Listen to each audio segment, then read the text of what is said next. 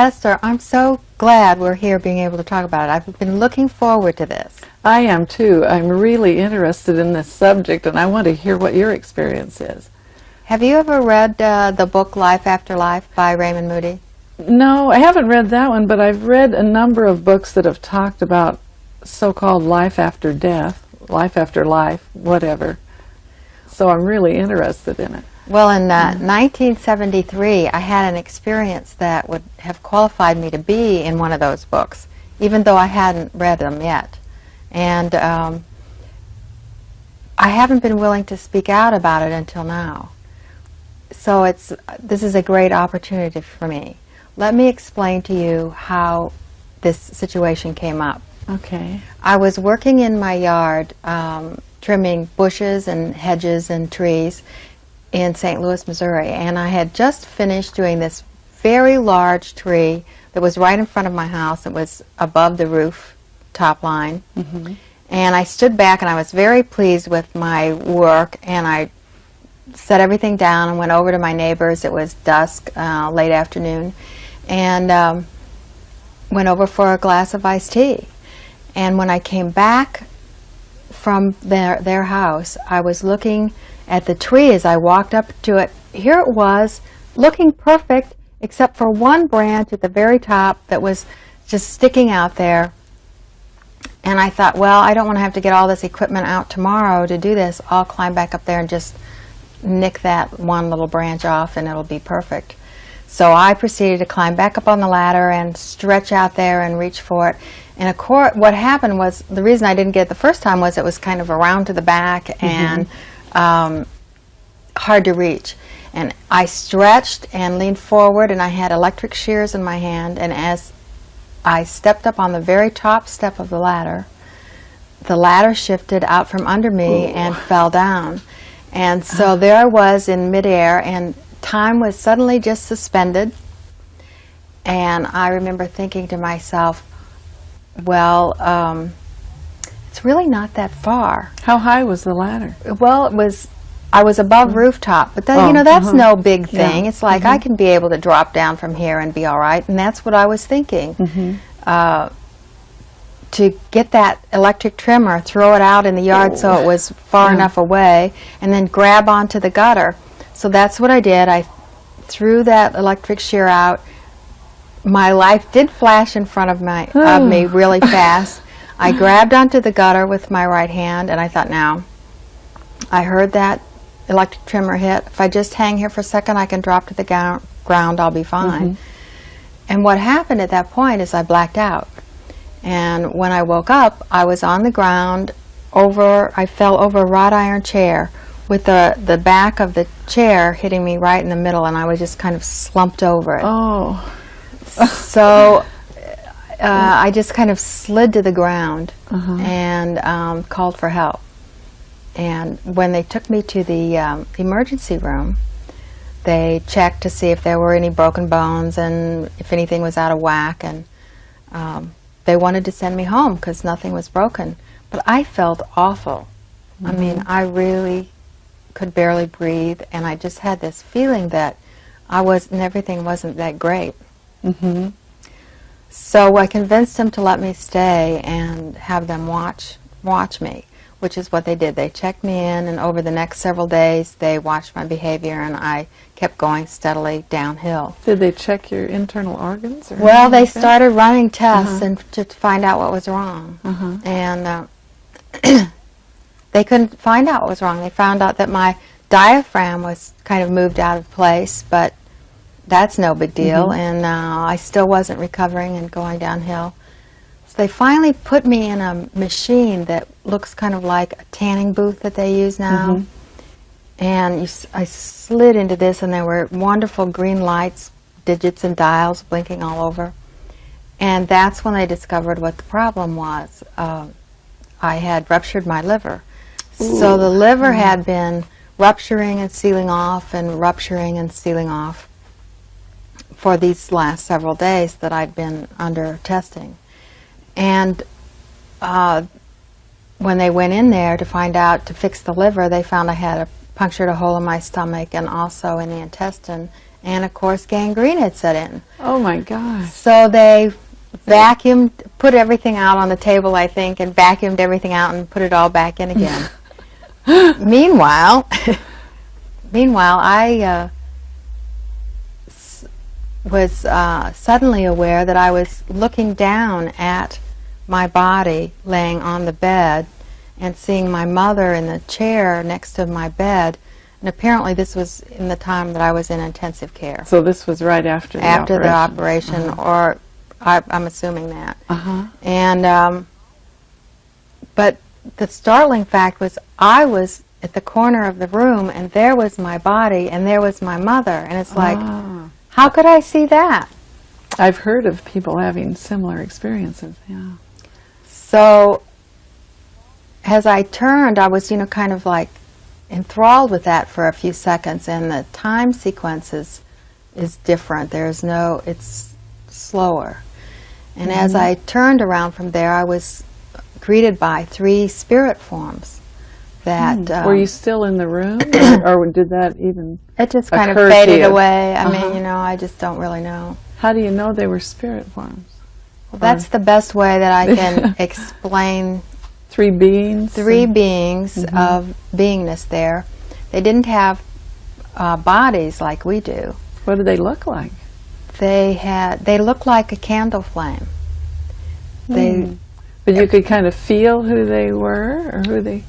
Well, they were an energy field that fluctuated with no hard edges, and there was thought transference.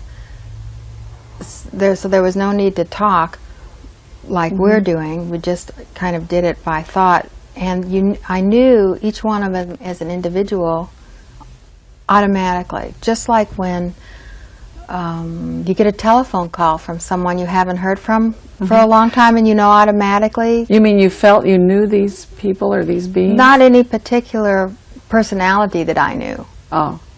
I have not anybody in my family or knowingness that has passed over into that consciousness No, level. I guess what I mean is, did you have a feeling that you knew them? Even though you didn't know who they were, did you have a feeling, a connection feeling or something? I felt connected to them, but not like they were special friends or anything. Were they bright? Was the candle flame bright? Did you see anything like, you know how I've heard of people describe a brilliant light that they were drawn to, but I haven't heard them talk about beings like this. But when they would have a life after death experience and then come back, that they were drawn to a bright light. Did you see anything like that? I Or sure not did, at that but time? not at that time. Oh, I see. Okay. And so I thought of them as like the welcoming committee, Oh. And my sense of humor was such that my first thing I said to them was, "So where are the angels?" And the response was, you had a sense of humor? You just let go of the other picture and went for what was happening now. and the response was, "We didn't need to be angels because you don't believe in that." Isn't that interesting? At that point, I did review my life in kind of a 3-dimensional way.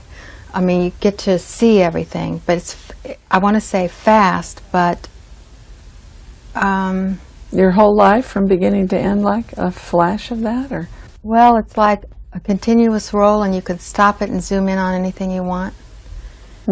And only you feel it and sense it. It's like being there more than watching it. And the important thing in my mind about that is that it was done in such a way that there was no record keeping or no censoring or no criticism or no comment even on what had transpired, but more just a like loving support feeling. And from these beings? that were still there with me. And their question to me was, well, what's next, Nance? And I remember that they said Nance because that's unusual. Most times people don't refer to me like that.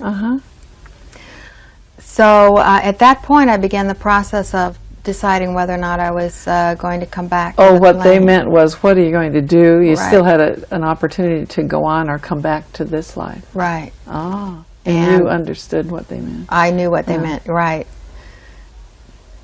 So I started going back and forth over the next several days between the experience in the hospital and talking to these entities. Oh, or really? For beings. several days you did that? Ah. And my mother was with me in the hospital room most of the time, and it was really taking her by surprise, because I would look at her and pat her hand and say, I'll be back in a minute, and I'd put a smile on my face, and I would look 10 years younger, and she's like, what is going on here? So it was really startling to her. Did it appear to her like you were going to sleep or something, and then while you went off with these beings? Mm-hmm. And then you would all of a sudden come back and wake up for her? Or? Right. Uh-huh. And so back and forth I went between the two. Oh my. Well, what transpired in these days with your conversation with these so-called light beings? What were they saying by the time 2 or 3 days went by? Well, for one thing, I was very concerned about the planet at that time, and so I asked questions about water resources and what was going to happen, and what they showed me was a wonderful overview looking down at the planet with all these flames all around it holding the planet in love. And another thing that I did was ask them about other life forms. And really? I was really curious about this. I mean, this was great. I mean, it was like playtime for me. I got to ask all these questions. And so they showed me other realities, other life forms. I don't remember much of it. I really don't. I mean, it just isn't there. But I do know there are other life forms on other planets in different ways than we experience things now. Now, this was other life forms on other planets? I mean, right. This isn't about or life here, after death? Or here. I mean, I don't know where really? they are. I don't know what's here and what's there. I mean, it could all be happening on this planet, but other realities that I wasn't aware of. Did they show you much or tell you much about life after death? Or did you learn much about that? Well, I think what to expect? This is what you expect. You expect a review, and you know that it's your choice to come. And you have this feeling of loving support. And at one point, I have the sensation that I turned to the side somehow. And there was the brilliant white light that you referred to earlier. And like I merged with the light, and it was a wonderful experience to be just embraced by this feeling of love and total acceptance, unconditional love. I mean, it was fantastic. It was so great. The whole feeling of all this was so wonderful that I much rather preferred being with them there than here. Did you feel better than you had ever felt in your life, in your Freer, earth life? Or freer. Uh-huh. I have a great sense of lots of colors, being brilliant and full, and no hard edges, and sounds like we've never heard before. What was the real pull for me was whether to come back to this experience that I was having, and I loved my family very much. So what I did when I was in the hospital room is I called my husband and told him that I wasn't going to come back unless he would come and stay with me all night. I mean, the draw to be in the other reality was so great that even though I loved my family, I really wanted to be in this other experience. You knew that you had been making this decision, huh?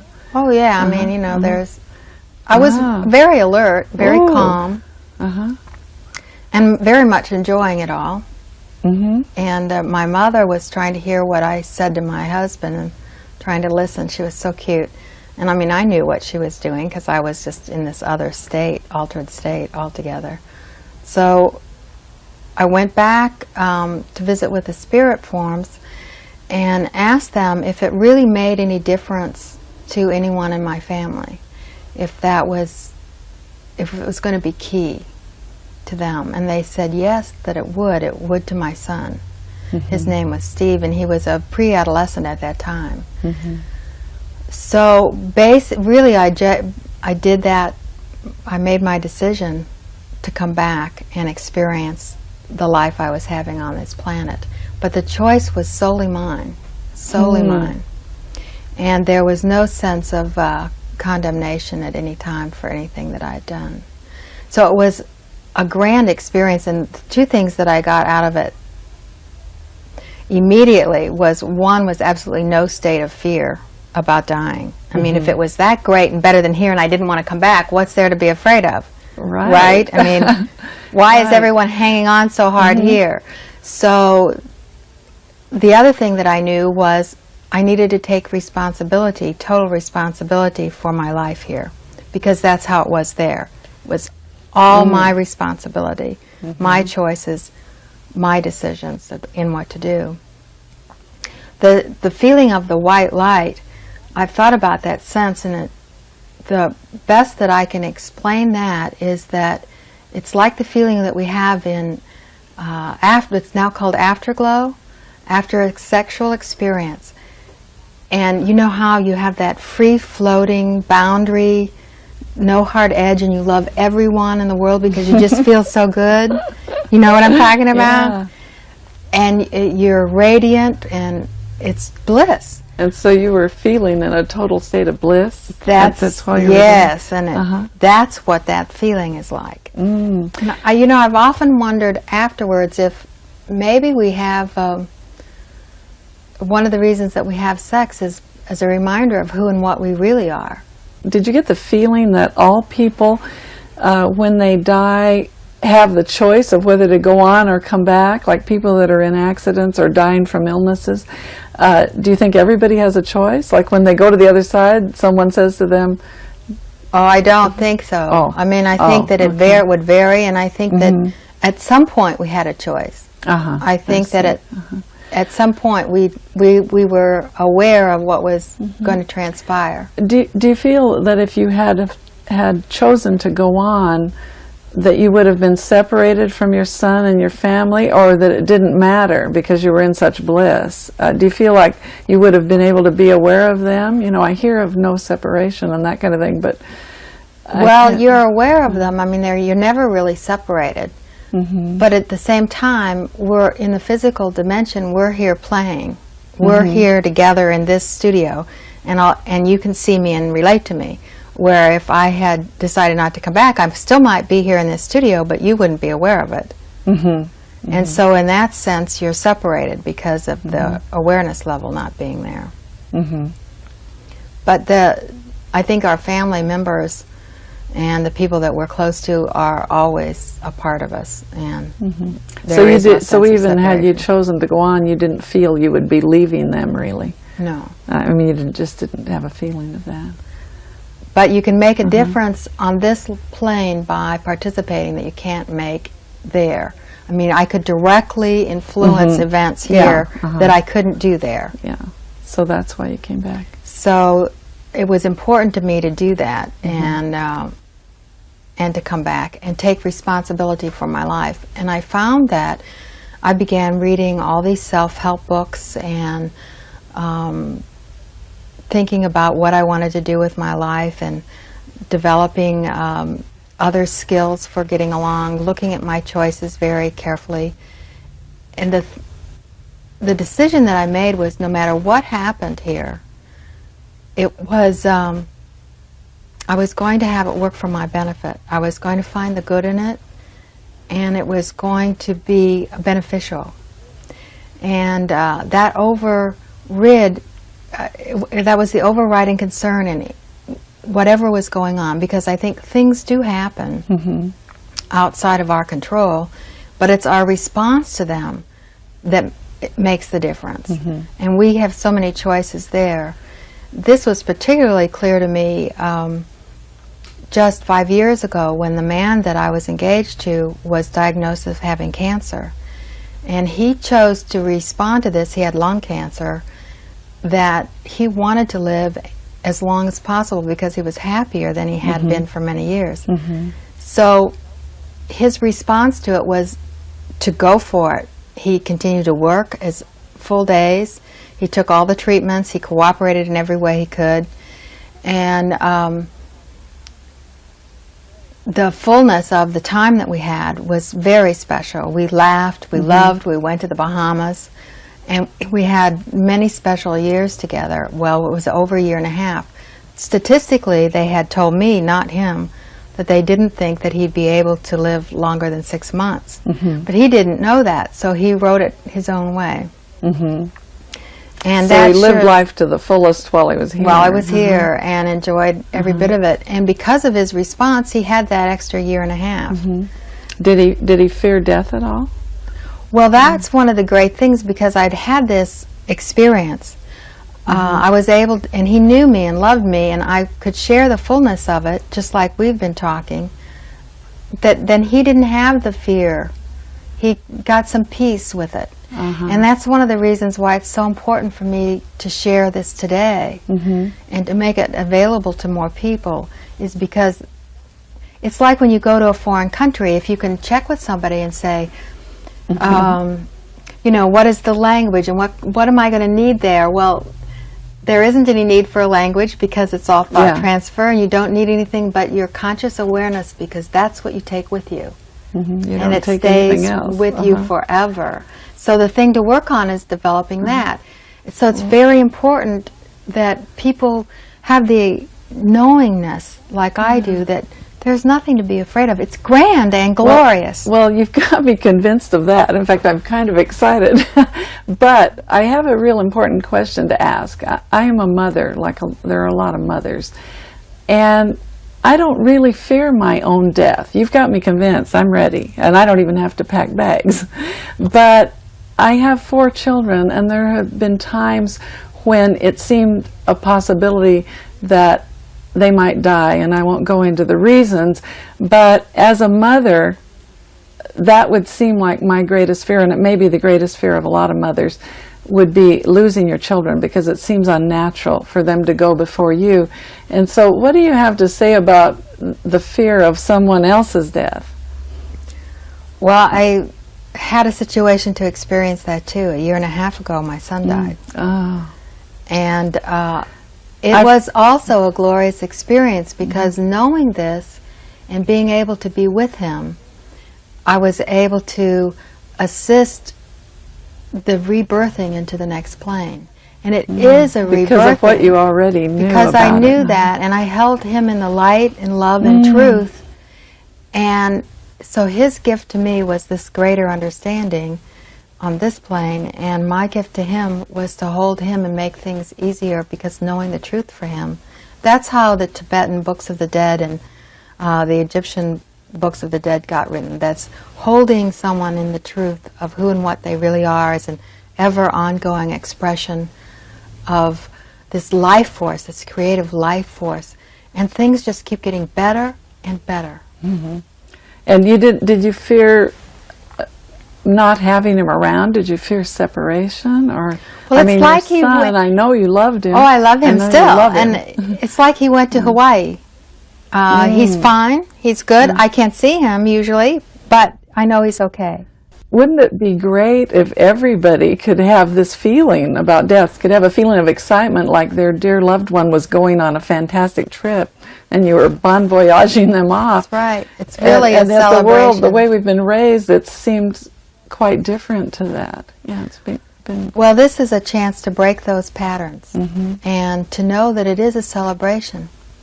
It is a celebration. Well, do you think it's, I've heard of different cultures, like the Balinese totally celebrate when one of their loved ones dies, because they feel like it's such a wonderful thing that's happening. And it seems so opposite to the way we treat this subject. Do you think it's possible for everyone to change and make someone dying a sense of joy? How do we do this? Could anyone do it, or do they have to study a certain religion or books or what? How do you get to that place? I feel like if we're here living life, if we experience life and we experience death, that we should be able to enjoy all of it. How do we get there from here? It's really just a decision, because it's all a celebration of life. I guess being comfortable that it's something wonderful, then whether it was you or your loved one, would be It's joy, the place to be. and it's all right. And we are breaking the pattern, so we just make the decision to break the pattern. Do it a different way. A year after my son died, we planted a tree to symbolize regeneration and to glorify his experience. Oh, that sounds wonderful. Well, I have a friend. I have just one more question. I have a friend, a very dear friend, who has 2 little boys who have been diagnosed as terminally ill. And she's a very loving person, and she loves her children like anyone would. And so she knows she doesn't want to be down for them. She wants to be up and give them all the life and love that she is. But now and then she gets depressed. And if you had one thing to say to her from all your experience to help her in her situation with possible death, what would it be? We are all one. We're all one. And there's no separation. Can't be. Thank you.